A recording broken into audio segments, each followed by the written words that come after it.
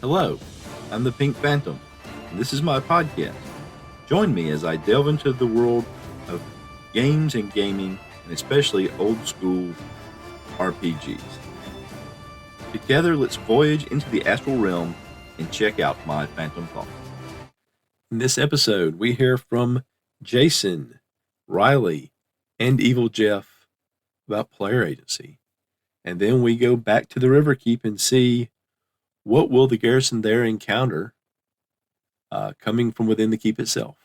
So let's get to it. Hey, this is Jason, just calling about episode 126,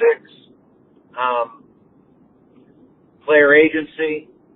So I think it depends on the players. And I think saying that not having anything prepared removes player agency is assuming players aren't imaginative.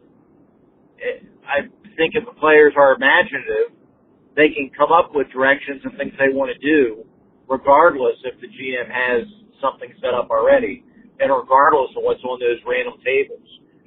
Low prep world, to me, doesn't mean you only have random tables and you have no concept of the world that you're GMing. The GM should still have an idea. He should still know the geography of the world, or he or she. The GM should know the major factions in that world. So when you describe what the characters know of the world, the players can use their imagination to drive forth and do things. If the players don't and need helpful prompts, then maybe we hit it in a wall.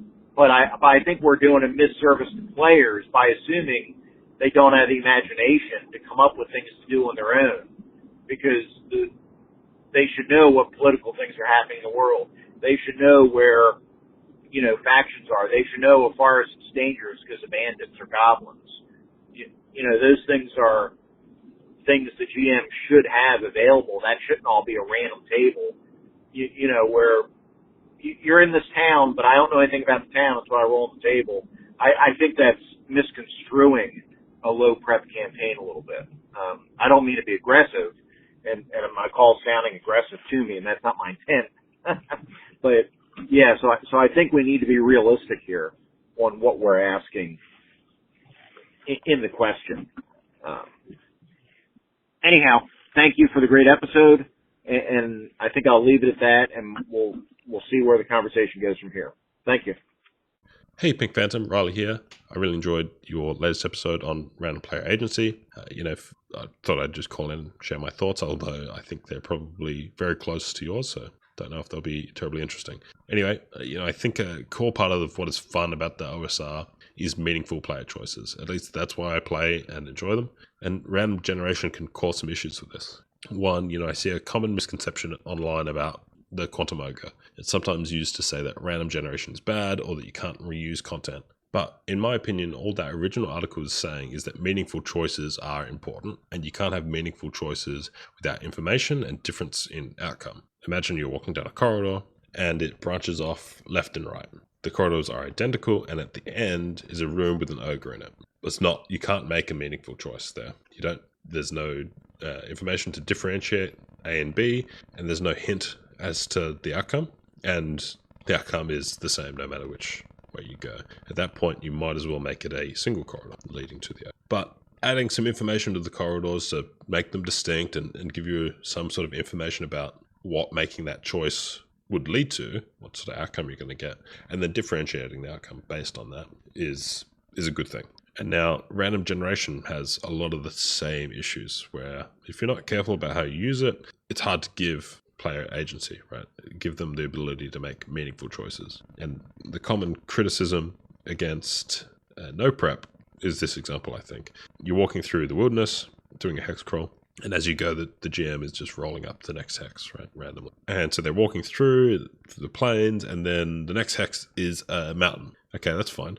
But shouldn't the players have been able to see that for many hexes prior? And they could have used that information to infer where they were going or to navigate by. So random generation there, kind of, one, it's a little bit immersion breaking that this huge mountain just pops up out of nowhere, but you've robbed the player of some choice about where they want to go and how they want to get there, right? So I think if you're going to use random generation, I think, there's no problem if you do. You need to try and stay at least one step, maybe a few steps ahead of your players so that you can take that content that you've randomly generated and filter back information to the players such that they can make the decisions well ahead of getting to that content, right? The decisions that make sense. They see a mountain in the distance, as an example. I don't really know a good way of tackling that with no prep or very low prep, but I think you can be, if you're deliberate about what you prep ahead of the time and what you prep in-game and how you present that to the players, I think you could get away with very low, if not no prep, and just fine. Anyway, great show as always. Looking forward to what's next, and hope you have a great holidays. Bye for now.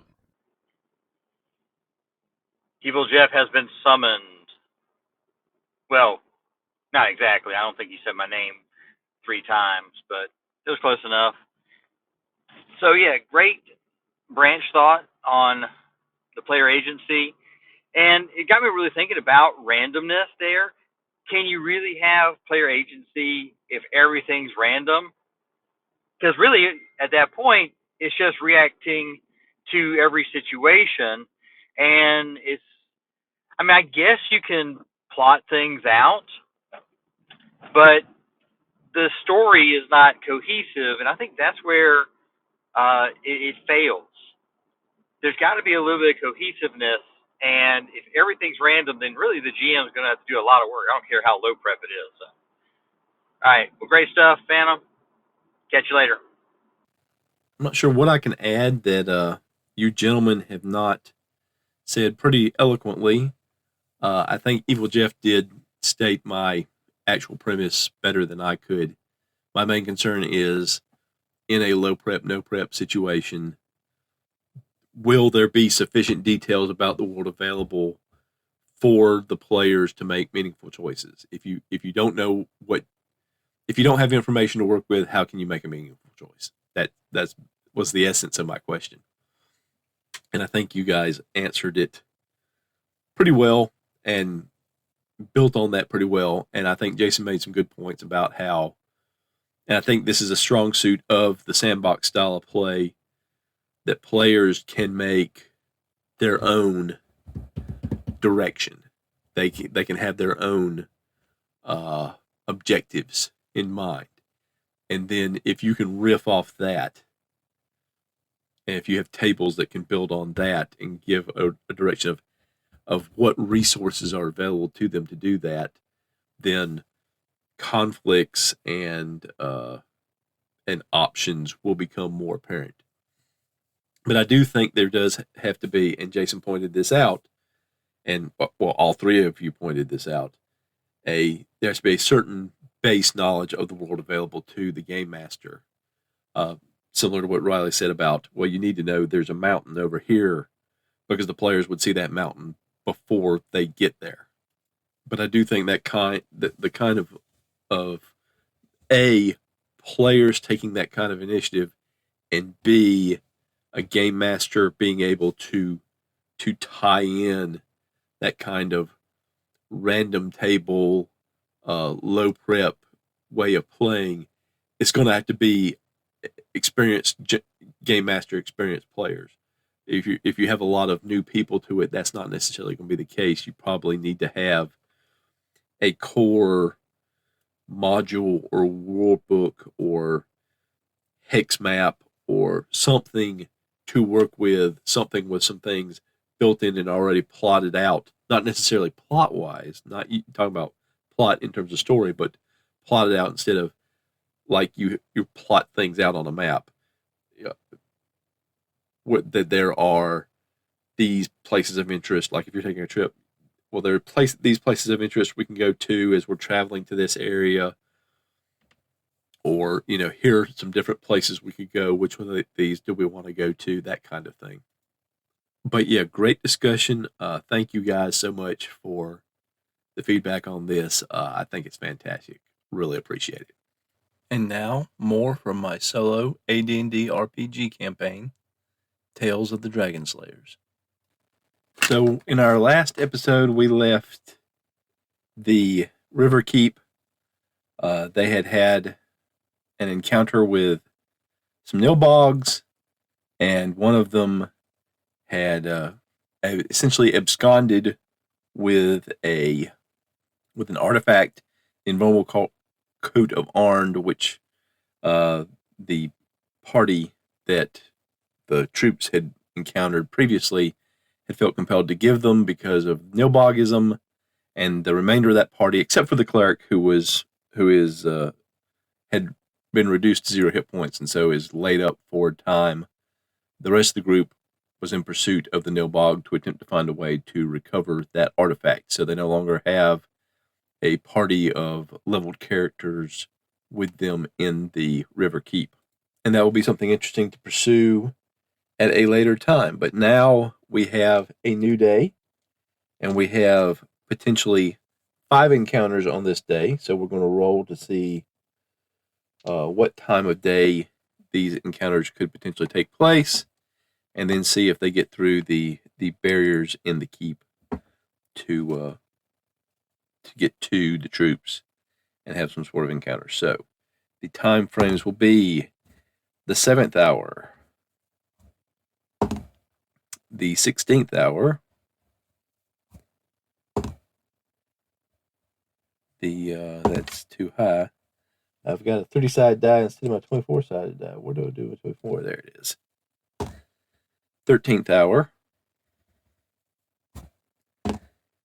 14th hour, so several quite close together there, and the 4th hour. Now, and this is from essentially morning. The first hour is the first hour of the day that the troops are, for the most part, up and around, although there will be patrols during the night, so they're not completely helpless in the nighttime. So now we'll see which of these encounters will we have first. Just rolling on my list here. The second one on the list is 5 gnolls. 5 gnolls. Will these gnolls make it through the barrier? So which barrier are they going to try to come through? 1, 2, 3, or 4? They're going to be trying to come through number 2. Number 2 is it's a pretty strong barrier, it looks like. No, I take that back.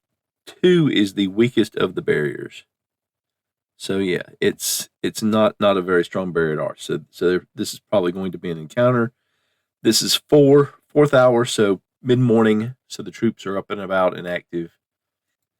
Gnolls are large creatures. They're of average intelligence. So that's going to give them basically a D8 to roll to try to get through this barrier. And we get a roll of a 2. And a 2 is actually less than the barrier. The barrier is a 3. So the gnolls are, maybe they're just lazy. They don't see any way through immediately. They shake a couple of big beams and try to push on a couple of stone slabs or stone blocks that are in their way, and don't get through immediately, and so they don't get through. So they return back into the depths of the keep. So hour 7.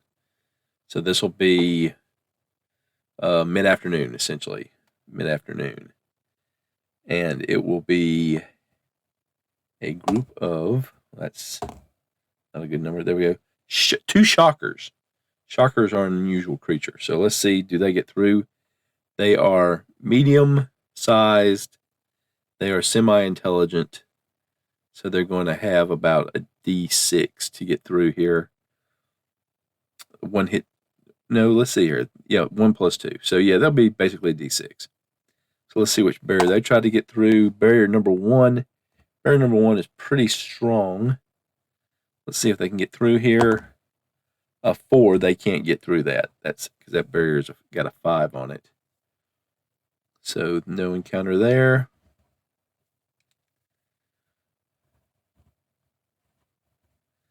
All right, so throughout the day, our group will be looking to reinforce the weakest of the barriers, the one that the gnolls tried to get through and couldn't get through early in the morning.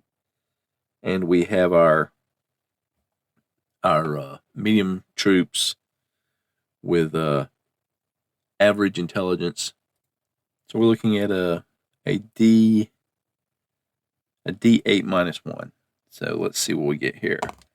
We got a 6 minus 1 is 5, so that will up the strength of that particular barrier to a 5.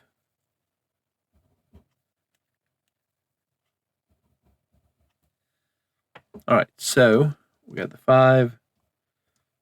So now we'll see this next encounter. Which of the remaining 3 will it be?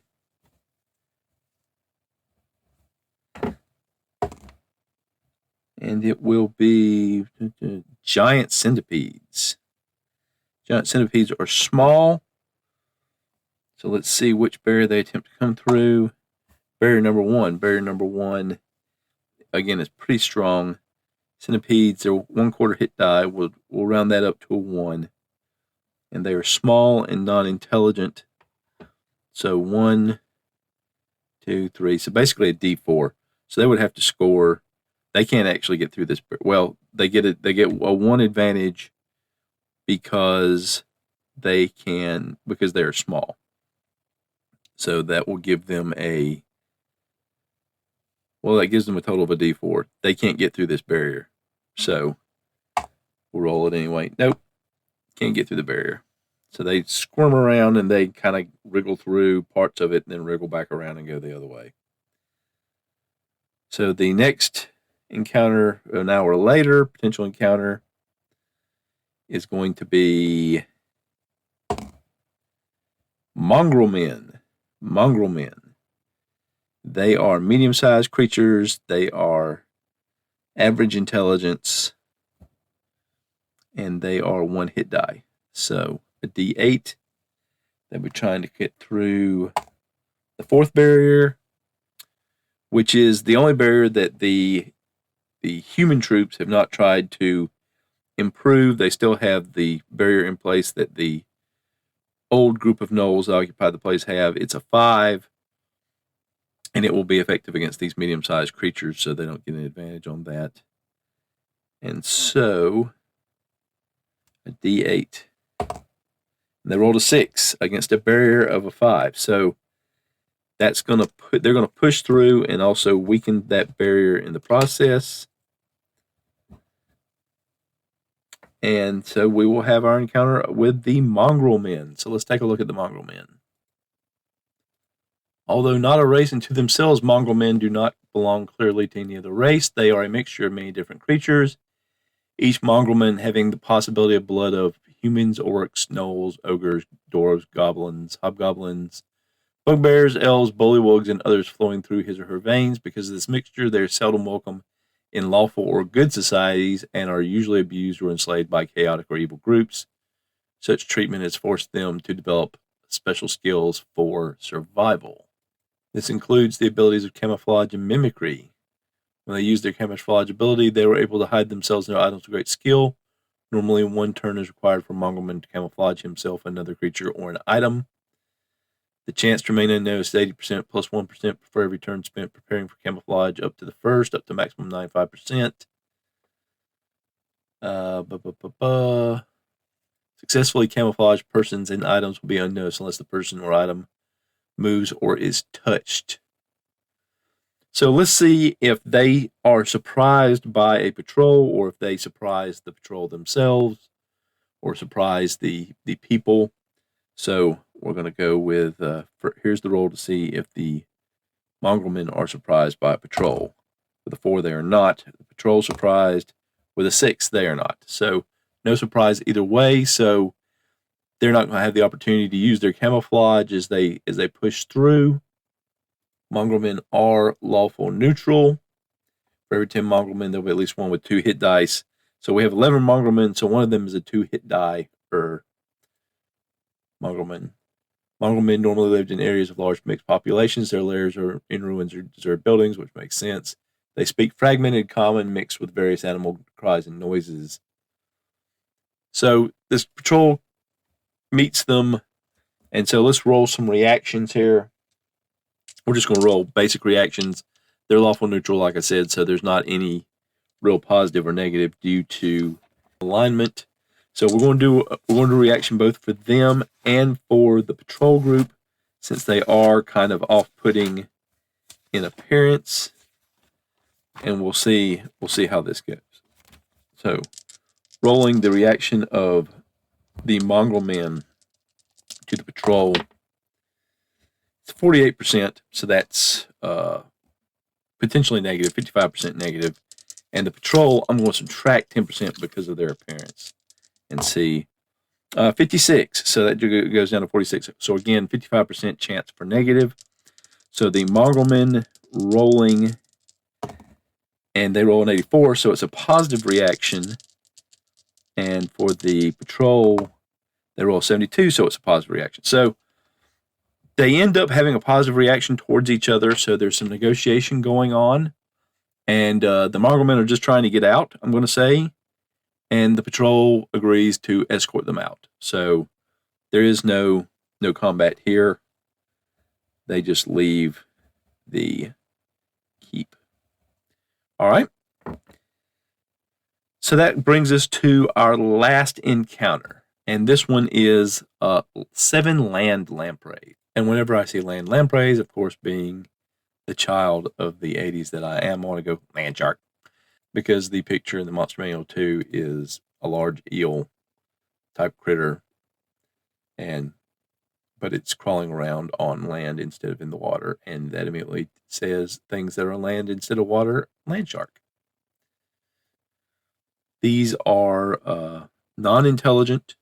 They are small, so they're going to try to get through barrier number 3. That is the strongest of the barriers, and it is the strong part of it was done by the keep protectors, the patrols, the troops, so it will be effective against them. They are small, they are not intelligent, which is very low chance, and then their hit dice is 1 + 2, so basically they're D4, and they're not going to be able to get through this barrier. No, even with rolling a 4, because the barrier is a 6. And in fact, even if the troop barrier wasn't there, the pre-existing knoll-built barrier is a 5. So even with the advantage that would have gained through there, they would not have gotten through. Well, no, actually, they would have tied. They probably would have gotten through. They just wouldn't have done any damage to the barrier going through. So like the centipedes, they squirm around for a while, seeking a way through the barrier, don't find one, and return back into the deeper depths of the keep. And so that ends this day with no conflict. But that's not a bad thing for the protectors of the keep anyway. So next time we'll go on to the next day.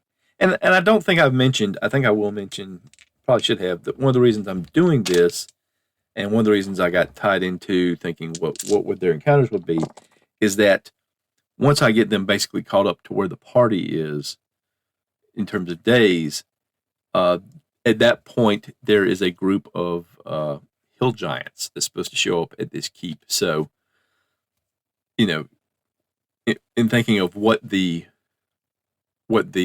troops at this keep have been up to, I realized, you know, they could potentially have some encounters that would weaken them before the hill giants show up.